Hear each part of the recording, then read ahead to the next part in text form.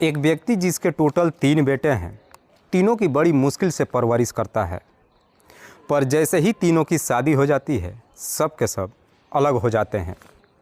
पिता बड़ी ही ईमानदारी से अपनी सारी संपत्ति का तीनों में बराबरी का बंटवारा कर देता है। लेकिन उसके बाद रिश्तों का एक ऐसा खेल खेला जाता है कि जब इसका असलियत लोगों को मालूम चलता है तो हर किसी का शर्म के मारे झुक जाता है। वाकई में दोस्तों, आज की जो कहानी है यह आपको भी हैरान कर देने वाली है। नमस्कार, आदाब, मैं हसमुद्दीन और आप देख रहे हैं सफ़र क्राइम तक। आज की जो सच्ची घटना मैं आपको सुनाने वाला हूं, दरअसल ये घटना है उत्तर प्रदेश की। उत्तर प्रदेश का एक ज़िला पड़ता है हरदोई, और इसी हरदोई का एक गांव आता है देहीचोर अंटवा, और इसी देहीचोर अंटवा गांव का रहने वाला शिवराज कुशवाहा। शिवराज कुशवाहा की पत्नी का नाम है कैलासा देवी। शिवराज कुशवाहा के टोटल 3 बेटे हैं, जिसमें बड़ा बेटा अर्जुन, दूसरा बेटा अमर और सबसे छोटा बेटा कैलाश। शिवराज कुशवाहा जो अपने तीनों बेटे की शादी कर चुका है। अर्जुन की पत्नी का नाम है मोनिका, अमर की पत्नी का नाम है विनीता और कैलाश की पत्नी का नाम है कंचनलता। अर्जुन और अमर शहर में रहकर नौकरी करते हैं, तो वहीं कैलाश अपने घर पर ही रहकर खेती किसानी का काम करता है।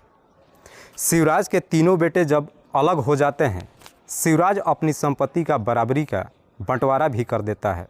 बात कर रहा हूँ मैं 21 अगस्त 2020 की। दरअसल कैलाश जो खेती किसानी का काम करता है, इसीलिए अपने खेतों में एक मचान बना रखा है, जहाँ पर रात्रि को ठहर कर अपने खेतों की रखवाली करता है। 21 अगस्त 2020 को रात्रि के करीब 11 बजे के आसपास नदी किनारे अपने खेतों में रखवाली करने के लिए जाता है। पर अगली सुबह जब घर पर नहीं आता है, तो उसकी पत्नी कंचनलता अपने पति को बुलाने के लिए खेतों में जाती है, तो देखती है कि खेत में ही कैलाश की डेड बॉडी पड़ा है। जैसे ही अपने पति को इस अवस्था में देखती है, वो चीख चीख करके रोने लगती है। उसकी चीख पुकार सुन करके कैलाश के घर के परिजन ही नहीं, बल्कि गांव के लोग भी इकट्ठा हो जाते हैं। तभी इस बात की जानकारी पुलिस को दी जाती है। इधर पुलिस को जैसे ही सूचना मिलती है, पुलिस अपने टीम के साथ घटनास्थल पर पहुंचती है और पुलिस सबसे पहले कैलाश की डेड बॉडी को चेक करती है। तो मालूम चलता है कि कैलाश के शरीर पे किसी तेज़धार हथियार से कई बार वार कर दिया गया था, जिसकी वजह से उसकी घटनास्थल पे ही मौत हो चुकी थी। पुलिस जब इस बारे में कैलाश के दोनों भाइयों से पूछताछ करती है, तो दोनों एक ही जवाब देते हैं कि साहब कैलाश खेती किसानी का काम करता था और अक्सर अपने खेतों की रखवाली करने के लिए रात के वक्त खेतों में ही ठहर जाता था। हमें नहीं पता कि कैलाश की हत्या किसने करी है। पुलिस घटनास्थल की बड़ी बारीकी तरीके से मुआयना करती है, लेकिन इसके बावजूद भी पुलिस के हाथ कोई सबूत नहीं मिलता है।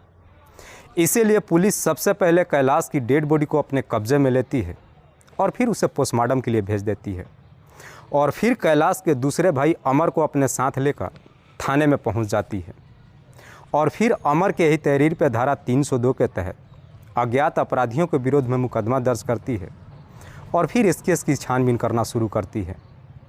पुलिस अपनी तमाम कोशिश कर लेती है, लेकिन इसके बावजूद भी अपराधियों का कहीं कुछ पता नहीं चलता है, और देखते ही देखते लगभग 1 सप्ताह का समय गुजर जाता है। इसीलिए पुलिस अब इस केस की छानबीन करते हुए कैलाश के गांव जाती है और कैलाश के बारे में उसके पास पड़ोस के लोगों से पूछताछ करती है। तो कुछ लोग कहते हैं कि साहब भाइयों का ज़मीनी विवाद चल रहा था, इसलिए हो सकता है कि भाइयों ने ही मिल करके उसकी हत्या कर दिया हो। पर उसी गांव का एक व्यक्ति कहता है कि साहब जिस रात कैलाश अपने खेतों पर गया था, दरअसल उसी रात को कैलाश का दूसरा भाई अमर और उसका चाचा का लड़का रमाकांत करीब रात्रि के 11 बजे खेतों के तरफ जाते हुए दिखाई दिए थे। गांव के व्यक्ति जैसी इस तरह की बातें पुलिस वालों से कहता है, पुलिस उस व्यक्ति के ही तहरीर पे अमर के घर पे जाती है, तो मालूम चलता है कि अमर और रमाकांत दोनों अपना घर छोड़ करके फरार हो चुके हैं। इसलिए पुलिस उन दोनों को तलाश करने के लिए अब अपने खबरियों को काम पर लगा देती है। तभी 31 अगस्त 2020 को एक खबरी थाने में जाता है और पुलिस वालों से कहता है कि साहब अमर और रमाकांत बरौलिया गांव के मंदिर के पास दिखाई दिए हैं। पुलिस को जैसे ही इन्फॉर्मेशन मिलती है, पुलिस अपने टीम के साथ लोकेशन पर पहुंचती है और वहां से कैलाश और रमाकांत को अपने कस्टडी में लेकर थाने में पहुंच जाती है और फिर अमर से कैलाश की हत्या के बारे में सख्ती से पूछताछ करना शुरू करती है। अमर भी तुरंत ही अपनी सच्चाई कबूल कर लेता है, लेकिन अमर जब इस हत्या की पूरी कहानी बताता है तो वाकई में इसे सुनने के बाद हर किसी का सर शर्म से झुक जाता है। शिवराज कुशवाहा जब अपने तीनों बेटों को अलग कर देता है, तीनों अपने परिवार के साथ अलग अलग रहने लगते हैं। अमर, जो कि नोएडा में एक प्राइवेट कंपनी में नौकरी करता है और हर दूसरे तीसरे महीने में कुछ दिन की छुट्टी लेकर अपने घर पे आता है, तब तक उसकी पत्नी विनीता अपने 4 बच्चों के साथ अकेले ही रहती है, जिसकी वजह से विनीता को अपने पति की काफ़ी याद सताती है। इसलिए विनीता को जब वक्त पे शारीरिक सुख नहीं मिल पाता है, वो इधर उधर ताक झाँक करने लगती है। तभी विनीता की नज़र अपने ही देवर कैलाश पर पड़ती है। कैलाश जब भी अपने भाभी के घर पे जाता है तो विनीता उसे हंसी मजाक में कुछ ऐसी बातें कह देती है जिसे सुनकर कैलाश को भी समझने में देर नहीं लगता है कि विनीता चाहती क्या है। और आखिरकार ना चाहते हुए भी विनीता और कैलाश के बीच अवैध संबंध शुरू हो जाता है। उसके बाद से कैलाश को जब भी मौका मिलता है अक्सर विनीता के घर रात्रि के वक्त पहुंच जाता है और उसी के घर में मुलाकात करता है। ये सिलसिला पिछले कई महीनों से चल रहा था, लेकिन इस बात की जानकारी कैलाश की पत्नी कंचन लता को कभी नहीं मालूम चलता है। लेकिन कहीं ना कहीं ये बातें पड़ोसियों को मालूम चल जाता है। इसीलिए एक दिन पड़ोस का ही रहने वाला एक व्यक्ति इस बात की जानकारी अमर को दे देता है। इधर अमर को जैसे ही अपनी पत्नी के करतूतों के बारे में मालूम चलता है, वह तुरंत ही घर पहुंच जाता है और अपनी पत्नी की बुरी तरीके से पिटाई करता है और साथ ही साथ अपने भाई को भी काफ़ी खरी खोटी सुनाता है और फिर अपनी पत्नी और बच्चों को लेकर नोएडा चला जाता है। इधर विनीता जब नोएडा चली जाती है, अब अपने गांव में कैलाश का भी मन नहीं लगता है। इसीलिए वह भी एक नौकरी की तलाश में हैदराबाद चला जाता है और वहीं पर नौकरी करने लगता है और साथ ही साथ अपने चाचा के लड़का रमाकांत से कह देता है कि कंचन लता को अगर कोई भी चीज़ की ज़रूरत होगी तो तुम मार्केट से जाकर लाकर उसे दे देना। रमाकांत, जिसकी उम्र है लगभग 22 साल, जो कुंवारा है। इधर रमाकांत भी जब बार बार कंचन लता के घर पे जाना शुरू करता है तो कंचन लता की खूबसूरती देख कहीं ना कहीं रमाकांत की भी नीयत खराब हो जाती है। चूँकि रमाकांत और कंचन लता में देवर भाभी का रिश्ता होता है, इसीलिए दोनों काफ़ी हद तक हंसी मजाक भी करते हैं। लेकिन हंसी मजाक करते करते कब दोनों के एक दूसरे से प्यार हो जाता है, दोनों को नहीं मालूम चलता है। कंचन लता और रमाकांत में जैसे ही प्रेम प्रसंग शुरू हो जाता है, उसके बाद से रमाकांत कंचन से मुलाकात करने के लिए अक्सर उसके घर पे ही जाना शुरू कर देता है। तब तक इस बीच एक दिन अमर अपनी पत्नी विनीता और बच्चों के साथ घर पे पहुंच जाता है और आखिरकार एक दिन कंचन लता और रमाकांत को उसी के घर के अंदर रंगे हाथों पकड़ लेता है। अमर जैसे ही इस तरह का नज़ारा देखता है, रमाकांत तुरंत ही अमर का पैर पकड़ लेता है और उससे अपनी गलतियों की माफ़ी मांगता है। अमर भी इस बारे में किसी को कुछ भी नहीं बताता है। पर इधर जैसे ही कैलाश को मालूम चलता है कि विनीता घर पे आ गई है, कैलाश भी अपनी नौकरी छोड़कर घर आ जाता है और फिर उसके बाद फिर से पहले के जैसे ही कैलाश और विनीता के बीच मिलना जुलना शुरू हो जाता है। पर जैसे ही कुछ दिन का समय गुजरता है, फिर से इस बात की जानकारी विनीता के पति अमर को मालूम चल जाता है। अमर अपने भाई कैलाश को काफ़ी समझाने की कोशिश करता है, लेकिन इसके बावजूद भी कैलाश अपने भाई की एक बात नहीं मानता है।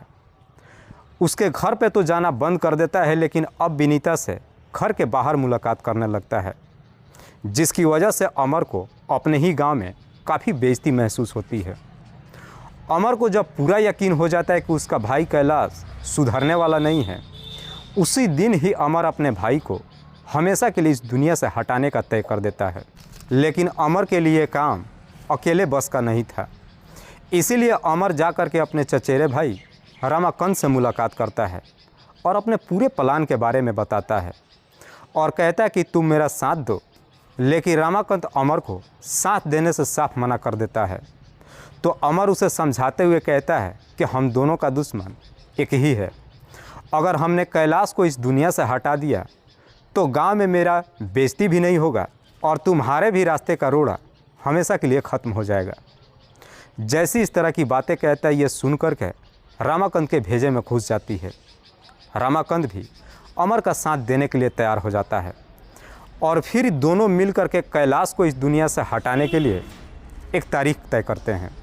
21 अगस्त 2020 के रात्रि के वक्त जैसे ही कैलाश रात्रि का खाना खा करके अपने खेतों में रखवाली करने के लिए नहर के किनारे मचान पर पहुंचता है, उसके ठीक लगभग 2 घंटे बाद अमर और रमाकांत अपने घर से निकलते हैं और सीधे खेत में पहुंच जाते हैं। उस वक्त कैलाश, जो काफ़ी गहरी नींद में सो रहा था, सोते वक्त ही अमर अपने साथ लाए हुए कुल्हाड़ी से कैलाश के ऊपर एक पर एक कई सारे वार कर देता है। उसके बाद से रामाकांत तुरंत वह कुल्हाड़ी अमर के हाथ से ले लेता है और रामाकांत भी कैलाश को कई बार वार करता है, जिसकी वजह से कैलाश की घटनास्थल पर ही मौत हो जाती है। उसके बाद ये दोनों अपने कपड़े बदलते हैं और फिर उन कपड़ों और कुल्हाड़ी को एक सुरक्षित जगह पर ले जा कर के छुपा देते हैं और वापस अपने घर चले जाते हैं। वाकई में दोस्तों, अमर जब ये पूरी कहानी पुलिस वालों को बताता है तो पुलिस अमर के ही तहरीर पे उसके बताए हुए जगह पर लेकर जाती है और वहाँ से कपड़े और कुल्हाड़ी भी बरामद करती है। उसके बाद से पुलिस इन दोनों को अपने कस्टडी में लेकर अगले दिन जिला अदालत में पेश करती है, जहाँ से दोनों को जेल भेज दिया जाता है। दोस्तों, इस पूरी घटना के बारे में आप क्या सोचते हैं? आप अपनी राय हमें कमेंट बॉक्स में ज़रूर दीजिएगा। तब तक के लिए जय हिंद, जय भारत।